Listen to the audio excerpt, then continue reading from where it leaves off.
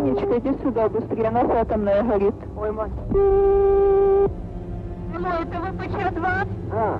Что у вас там горит? Взрыв на главном корпусе, между третьим и четвертым. А там люди есть? Да. И люди есть, да? Да. Леонид Алексеевич.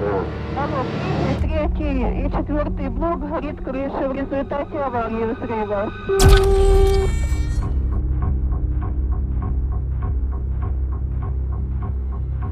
26 de abril de 1986.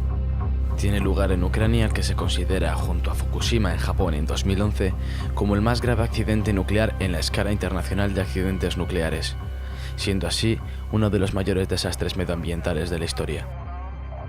Queremos advertirles de que trataremos de explicar conceptos esenciales. ¿Qué sucedió? ¿Por qué? ¿Qué consecuencias han dado lugar 30 años después? Pero no profundizaremos mucho. Chernóbil en 15 minutos tiene un claro propósito. La finalidad de este breve documental es la de llegar al espectador de tal manera que, tras finalizar su visualización, éste sienta curiosidad suficiente como para informarse más acerca de este trágico suceso. Sin más preámbulos, comienza Chernóbil en 15 minutos.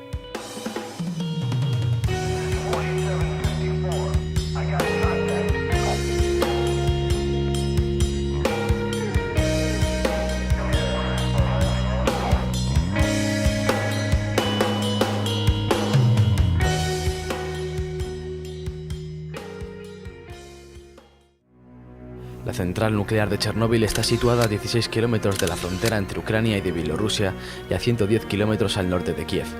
Esta central está situada a 14,5 kilómetros al noroeste de la ciudad actual de Chernóbil, pero la ciudad y la planta no estaban directamente relacionadas. Al mismo tiempo que se construía la planta, se construyó la ciudad de Pripyat para los trabajadores de dicha central el 4 de febrero de 1970 a unos 4,7 kilómetros. Esta ciudad llegó a albergar a casi 50.000 personas antes de su evacuación.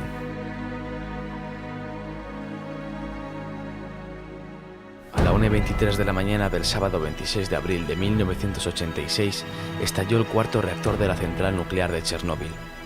El motivo que desencadenó el accidente fue la realización de una prueba programada para el 25 de abril bajo la dirección de las oficinas centrales de Moscú.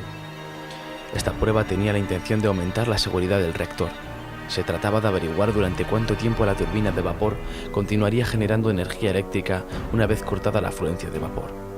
En caso de avería, las bombas refrigerantes de emergencia requerían de un mínimo de potencia para ponerse en marcha, hasta que se arrancaran los generadores diésel, y los técnicos de la planta desconocían si una vez cortada la afluencia de vapor, la inercia de la turbina podía mantener las bombas funcionando. La prueba debía realizarse sin detener la reacción en cadena en el reactor nuclear para evitar un fenómeno conocido como envenenamiento por xenón.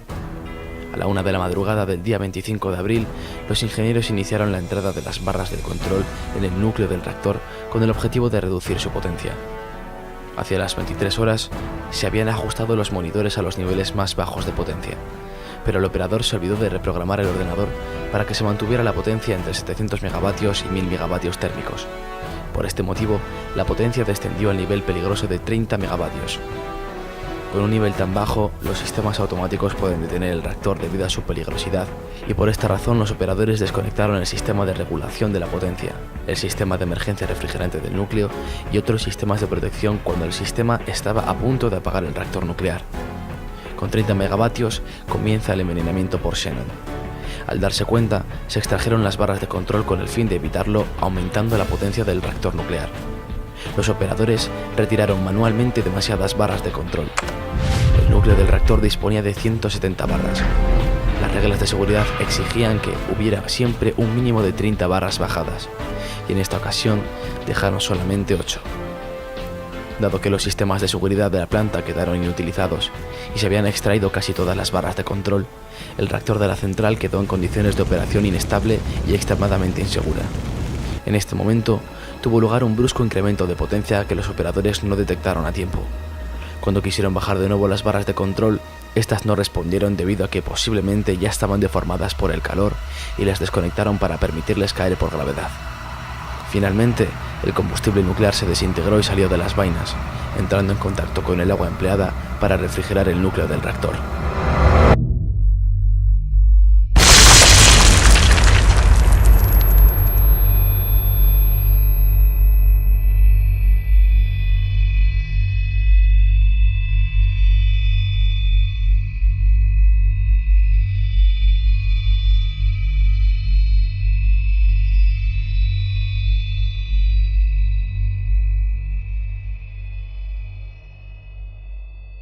A la 1:23 de la mañana del sábado 26 de abril estalló el cuarto reactor de la central, y unos segundos más tarde una segunda explosión hizo volar por los aires la losa del reactor y las paredes de hormigón de la sala, lanzando fragmentos de grafito y combustible nuclear fuera de la central, ascendiendo el polvo radiactivo por la atmósfera.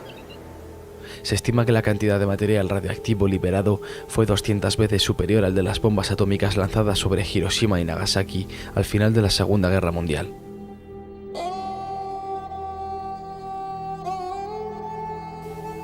El primer acercamiento en helicóptero evidenció la magnitud de lo ocurrido. En el núcleo, expuesto a la atmósfera, el grafito del mismo ardía al rojo vivo, mientras que el combustible y otros metales se habían convertido en una masa líquida incandescente.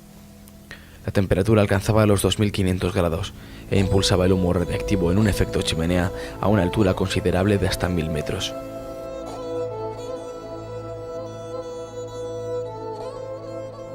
Mientras tanto, se estableció el control permanente de la radiación en Pripyat, que para la tarde del 26 de abril era de unas 600.000 veces el fondo natural. Por otro lado, un comando militar fue enviado a tomar lecturas en la base de la planta. Se registró un astronómico nivel de 2080 Röntgens, por lo que en 15 minutos un ser humano absorbería la dosis letal.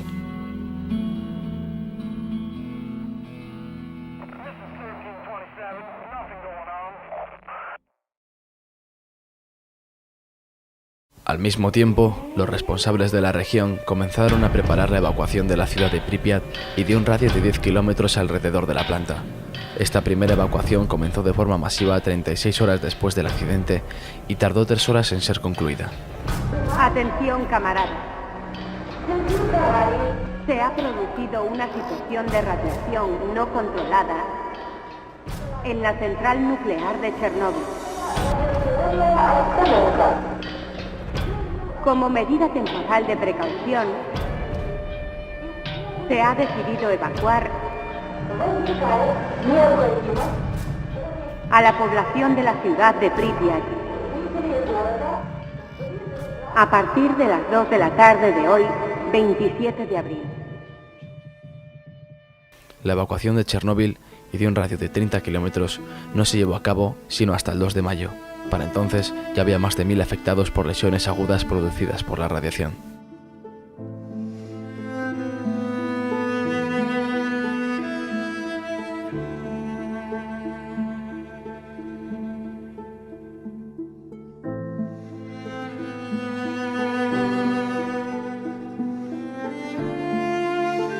Se inició un proceso masivo de descontaminación, contención y mitigación que desempeñaron aproximadamente 600.000 personas denominadas liquidadores en las zonas circundantes al lugar del accidente, y se aisló un área de 30 kilómetros de radio alrededor de la central nuclear conocida como zona de alineación, que sigue aún vigente.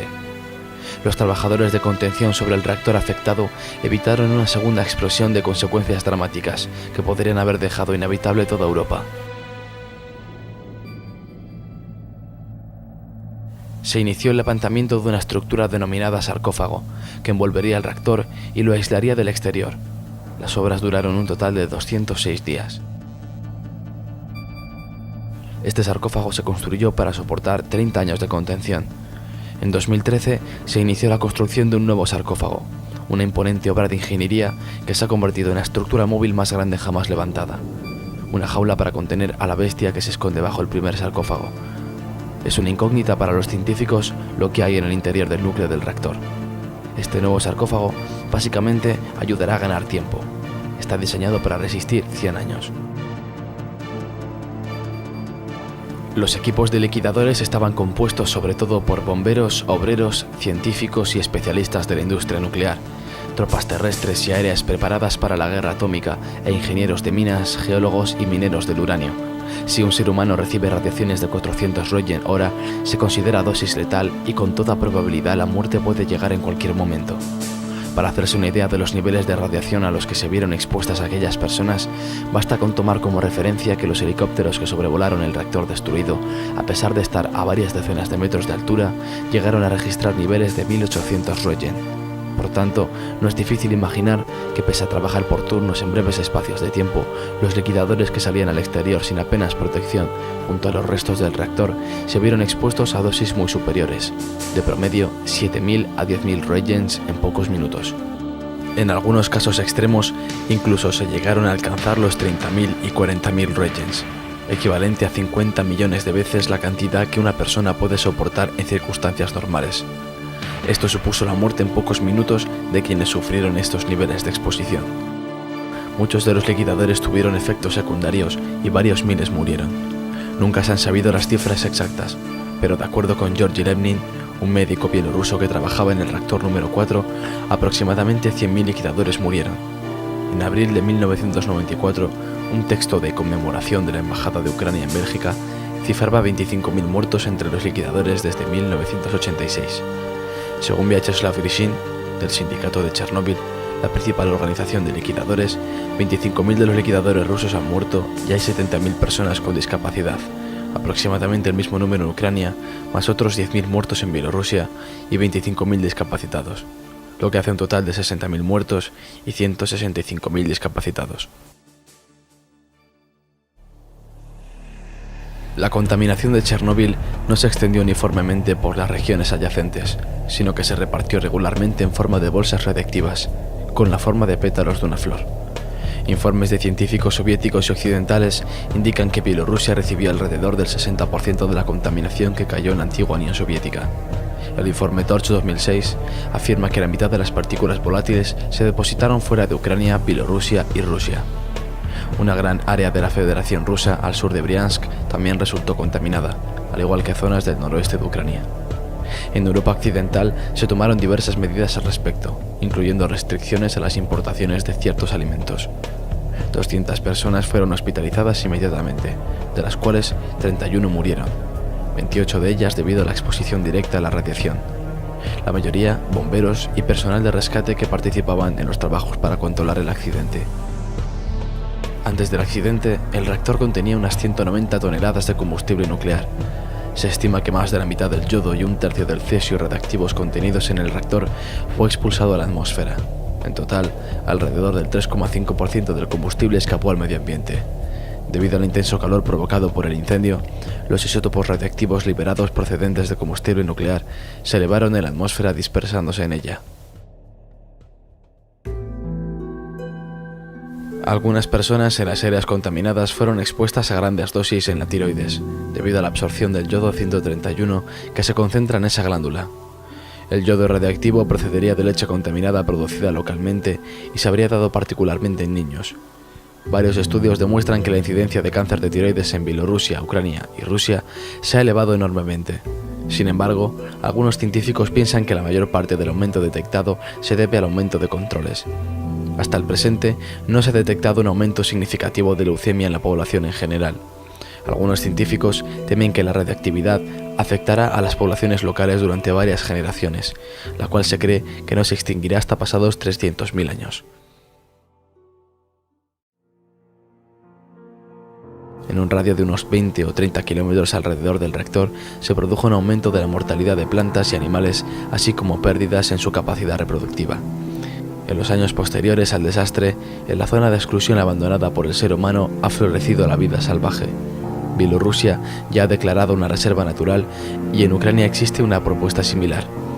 Varias especies de animales salvajes y aves que no se habían visto en la zona antes del desastre se encuentran ahora en abundancia, debido a la ausencia de seres humanos en el área.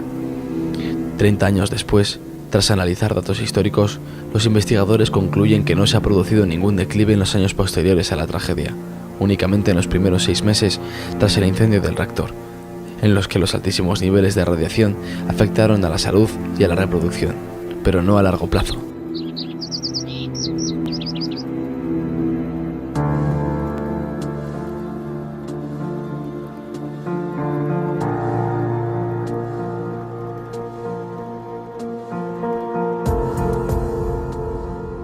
La tragedia de Chernóbil señala el final del idilio entre la energía atómica y su uso civil.